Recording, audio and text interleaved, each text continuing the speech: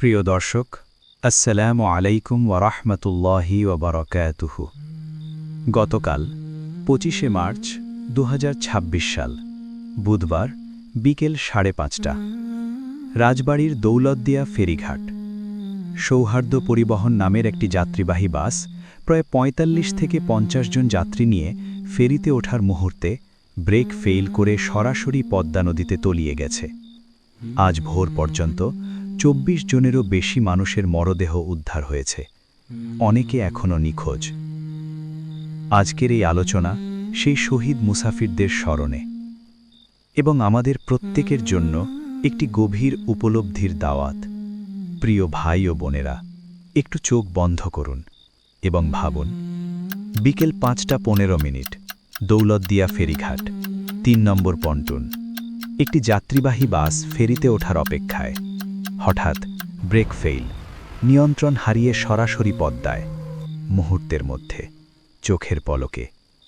নিহতদের মধ্যে একজন মা ও তার ছেলে, একজন মা ও তার মেয়ে, ছোট ছোট শিশু যাদের নাম ইসরাফিল, ফাইজ, শাহনূর।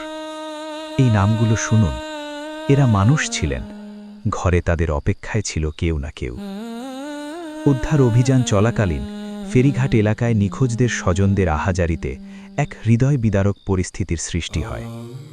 একটু থামুন, একটু ভাবুন। আমরা বসে আছি ঘরে, মোবাইলের স্ক্রিনে দেখছি, নিউজ পড়ছি, ভিডিও দেখছি। একটু কষ্ট লাগছে, একটু খারাপ লাগছে, তারপর স্ক্রোল করে চলে যাচ্ছি। কিন্তু একটু ভাবুন, যারা সেদিন ঘটনাস্থলে ছিলেন, ফেরিঘাটের সেই মানুষগুলো, তারা নিজের চোখে দেখেছেন একটি বাস সরাসরি পদ্মায় তলিয়ে যেতে। মুহূর্তের মধ্যে, চোখের পলকে, চিৎকার, ছটপটানি, বুদবুদ, তারপর শুধু পানি। সেই মানুষগুলোর মানসিক অবস্থা কেমন হয়েছিল ভাবতে পারছেন? আর যারা সেই বাসের ভেতরে ছিলেন? হঠাৎ বাস কাঁপল, তারপর হেলে পড়ল, তারপর ঠান্ডা পানি। চারদিক অন্ধকার, দরজা খুলছে না, জানালা বন্ধ, শ্বাস বন্ধ হয়ে আসছে। পাশে হয়তো নিজের সন্তান, কিন্তু ধরে রাখার ক্ষমতা নেই। সেই মুহূর্তটা কল্পনা করুন। উফ আল্লাহ! এটা শুধু একটা দুর্ঘটনার খবর নয়, এটা মানুষের শেষ মুহূর্তের কথা। সেই মুহূর্তে কেউ মাকে দেখেছেন, কেউ কালিমা পড়েছেন, কেউ হয়তো কিছুই বলতে পারেননি। আমরা নিরাপদে আছি, এটা আল্লাহর অনুগ্রহ, আমাদের কৃতিত্ব নয়। ইয়া হাইয়ু ইয়া কাইয়ুমু বিরহমাতিকা আস্তাগীথ। হে চিরঞ্জীব, হে সর্বসত্তার ধারক, তোমার রহমতের মাধ্যমে আমি সাহায্য চাই।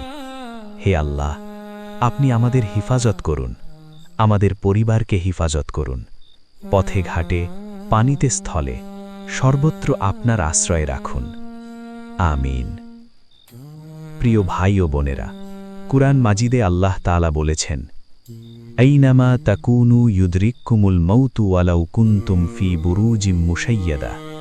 তোমরা যেখানেই থাকো না কেন, মৃত্যু তোমাদের নাগাল পাবেই, এমনকি তোমরা যদি সুদৃঢ় দুর্গেও অবস্থান করো।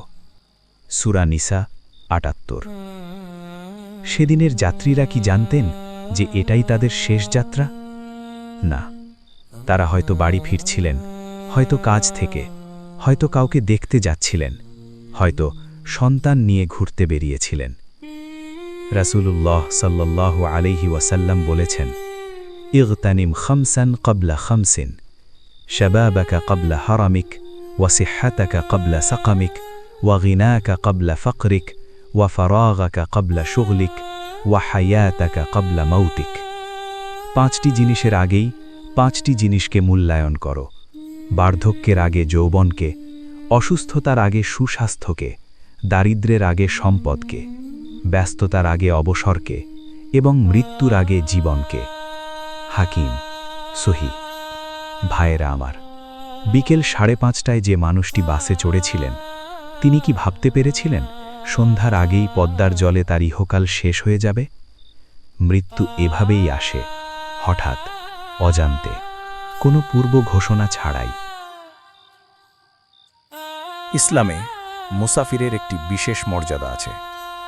রাসূলুল্লাহ সাল্লাল্লাহু আলাইহি ওয়াসাল্লাম বলেছেন, আল মুসাফিরু ওয়া মালুহু আলা কলাদা হাত্তা ইয়ারজিআ ইলা আহলিহি। মুসাফির এবং তার সম্পদ ঝুঁকির মধ্যে থাকে যতক্ষণ না সে পরিবারের কাছে ফিরে আসে। আর যে ব্যক্তি পানিতে ডুবে মারা যান, এই মৃত্যু কি শহীদের মৃত্যু নয়?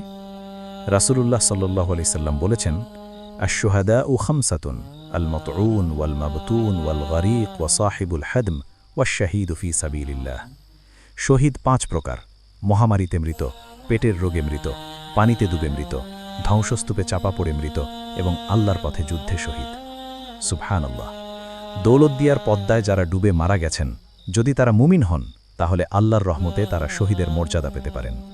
আসুন আমরা সবাই মিলে তাদের জন্য দোয়া করি, আল্লাহুম্মা গফির লাহুম ওয়ারহামহুম ওয়াআফিহিম ওয়াআফু আনহুম। হে আল্লাহ, তাদেরকে ক্ষমা করুন, তাদের প্রতি রহম করুন, তাদেরকে সুস্থতা দিন এবং তাদের মাফ করে দিন। এবং যারা নিখোঁজ, তাদের জন্য আমরা দোয়া করি। যারা বেঁচে আছেন, আহত, তাদের শিফার জন্য দোয়া করি। প্রিয় ভাই ও বোনেরা, এই ট্র্যাজেডি থেকে আমাদের জন্য কয়েকটি গুরুত্বপূর্ণ শিক্ষা আছে। প্রথম শিক্ষা, যাত্রার আগে দোয়া পড়ুন। রাসূলুল্লাহ সাল্লাল্লাহু আলাইহি সাল্লাম যানবাহনে চড়ার সময় পড়তেন, সুবহানাল্লাযী সাখখারা লানা হাযা ওয়া মা কুন্না লাহু মুকরিনিন ওয়া ইন্না ইলা রাব্বিনা লামুনকালিবুন। পবিত্র তিনি, যিনি এটিকে আমাদের বশীভূত করে দিয়েছেন, নতবা আমরা এটিকে বশ করতে পারতাম না, আর নিশ্চয়ই আমরা আমাদের রবের কাছে ফিরে যাব। সূরা আয-যুখরুফ 13-14। আমরা কি গাড়িতে, বাসে, লঞ্চে ওঠার সময় এই দোয়া পড়ি? দ্বিতীয় শিক্ষা, জীবনের অস্থায়িত্ব স্মরণ রাখুন। আল্লাহ বলেছেন, ওমা হাদিহিল হায়াতুদ দুনিয়া ইল্লা লাহউন ওয়া লাইব। এই দুনিয়ার জীবন তো কেবল খেলাধুলা ও আনন্দ বিনোদন মাত্র। সূরা আনকাবুত 64। সকালে যে মানুষটি বেঁচে আছেন, বিকেলে তিনি নেই, এটাই দুনিয়ার বাস্তবতা। তৃতীয় শিক্ষা, পরিবারের সাথে সম্পর্ক ঠিক রাখুন। হয়তো কেউ রাগ করে বাড়ি থেকে বেরিয়েছিলেন, হয়তো কোনো কথা বলা হয়নি, হয়তো মাফ চাওয়া বাকি ছিল। ভাই ও বোনেরা, আজকে এই পরিবারের সাথে সম্পর্ক ঠিক করুন, কারণ কাল হয়তো সুযোগ থাকবে না। চতুর্থ শিক্ষা, সাদাকা ও দোয়া জারি রাখুন। রাসূলুল্লাহ সাল্লাল্লাহু আলাইহি ওয়াসাল্লাম বলেছেন, ইযা মাতাল ইনসানু ইনকাতা আমালুহু ইল্লা মিন থালাসা। মানুষ মারা গেলে তার আমল বন্ধ হয়ে যায়, কেবল 3টি ব্যতীত: সাদাকায়ে জারিয়া, উপকারী ইলম এবং নেক সন্তানের দোয়া। মুসলিম। আজ যারা মারা গেছেন, তাদের জন্য আপনার দোয়া একটি উপহার। প্রিয় ভাই ও বোনেরা, দৌলতদিয়ার পদ্মায় আজ যারা হারিয়ে গেছেন, তারা আমাদের ভাই বোন, তারা বাংলাদেশের সন্তান, তারা আল্লাহর বান্দা। তাদের পরিবারের শোকের ভার অকল্পনীয়। মায়ের কুল খালি হয়েছে, বাবার চোখ অশ্রুসিক্ত, স্বামী স্ত্রী হারিয়েছেন একে অপরকে। আমরা কি করতে পারি? প্রথমত, দোয়া করুন। আজ রাতে ঘুমের আগে তাদের জন্য একবার সূরা ফাতিহা পড়ুন। দ্বিতীয়ত, সাহায্য করুন। যদি সামর্থ্য থাকে, ক্ষতিগ্রস্ত পরিবারদের পাশে দাঁড়ান। তৃতীয়ত, নিজেকে প্রস্তুত রাখুন। আমরা কেউ জানি না পরবর্তী মুহূর্তে কি আছে। আল্লাহ তাআলা বলেন, কুল্লু নাফসিন যায়িকাতুল মাউত। প্রতিটি প্রাণকেই মৃত্যুর স্বাদ গ্রহণ করতে হবে। সূরা আলে ইমরান 185। এই মৃত্যু আমার কাছেও আসবে, আপনার কাছেও আসবে। প্রশ্ন হলো, আমরা কি প্রস্তুত? আসুন একসাথে দোয়া করি। আল্লাহুম্মা আরহামিল মাউতা ওয়াশফিল মারদা ওয়া ফাররিজ আনিল মাহমুমিন। হে আল্লাহ, মৃতদের রহম করুন, অসুস্থদের সুস্থ করুন এবং যারা কষ্টে আছেন তাদের কষ্ট দূর করুন। আল্লাহুম্মা আমিন। ভিডিওটি ভালো লাগলে বন্ধুদের সাথে শেয়ার করুন। এরকম ইসলামিক ভিডিও পেতে আমাদের চ্যানেলটি সাবস্ক্রাইব করুন। আসসালামু আলাইকুম ওয়া রাহমাতুল্লাহি ওয়া বারাকাতুহু।